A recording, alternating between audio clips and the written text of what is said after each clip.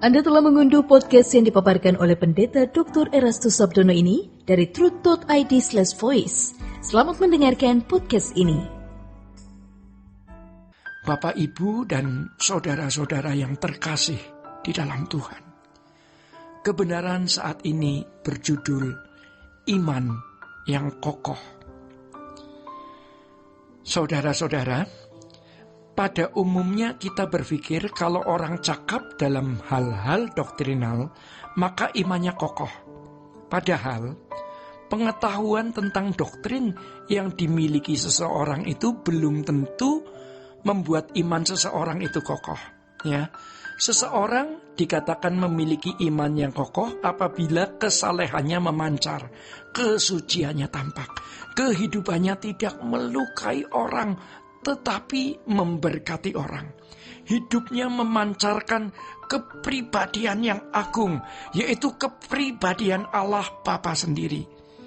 Hal yang harus kita pelajari terlebih dahulu adalah apa yang dimaksud dengan iman.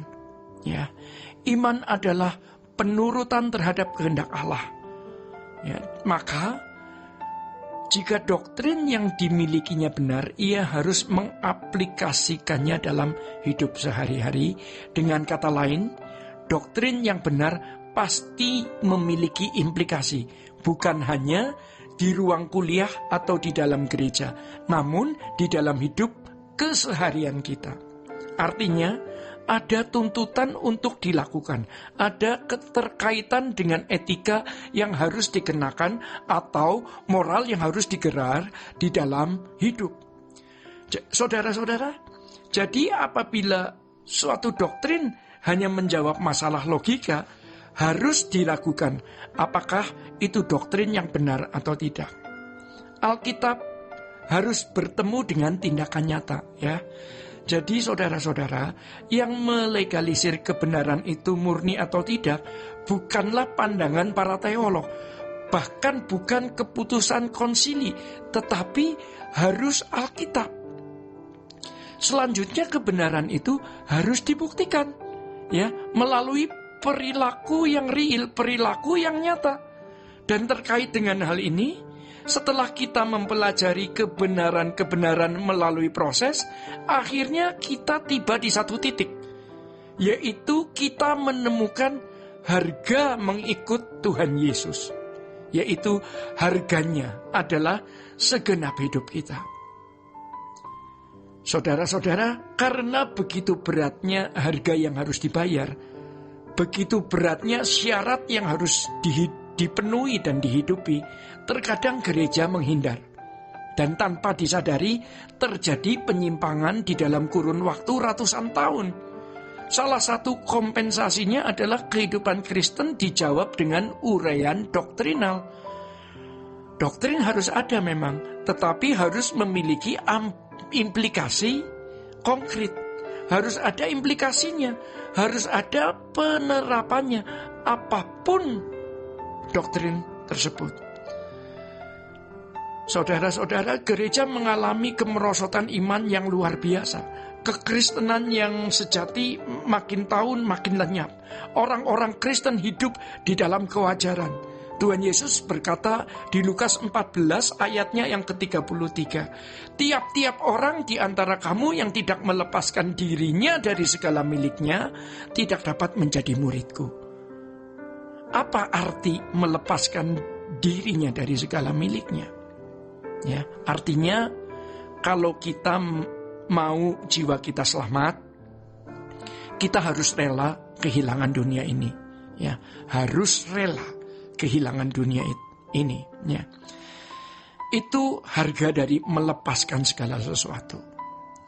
Pesan ini mengandung sebuah konsekuensi yang mahal sekali.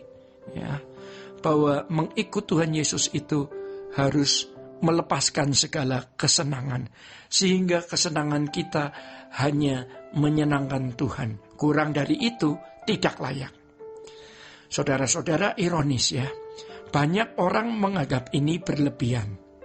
Tetapi kalau suatu hari mereka bertemu dengan Bapa di surga yang kemuliaannya maha dahsyat, mereka baru tahu memang pantas melepaskan segala sesuatu demi kemuliaan tersebut.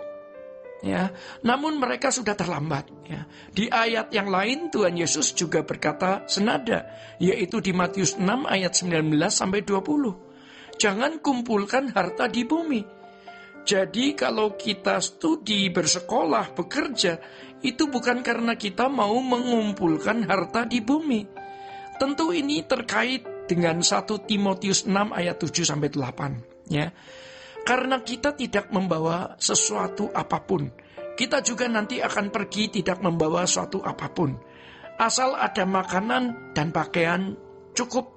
Suatu saat ketika orang melihat bencana seperti tsunami, gempa bumi, badai, kebakaran di mana dalam sekejap gedung pencakar langit hancur atau rumah dan mobil hanyut terbawa arus, baru ia mengerti mengapa Tuhan mengatakan kamu harus memindahkan hatimu.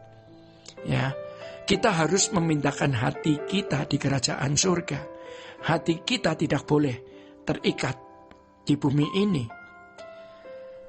Saudara-saudara, sebagaimana Mazmur menuliskannya di Mazmur 73 ayat 25 sampai 26. Siapa gerangan ada padaku di surga selain Engkau?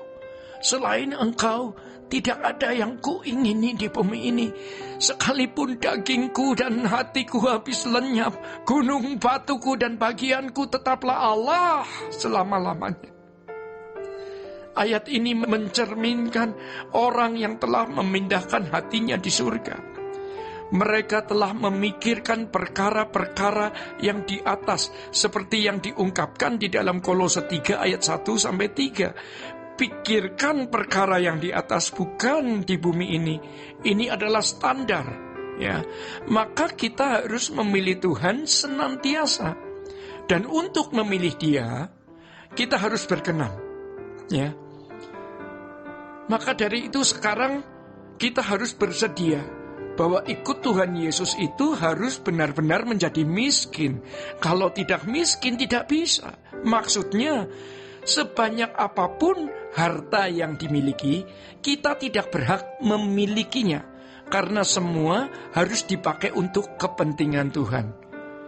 Maka kalaupun kita kaya dalam hikmat.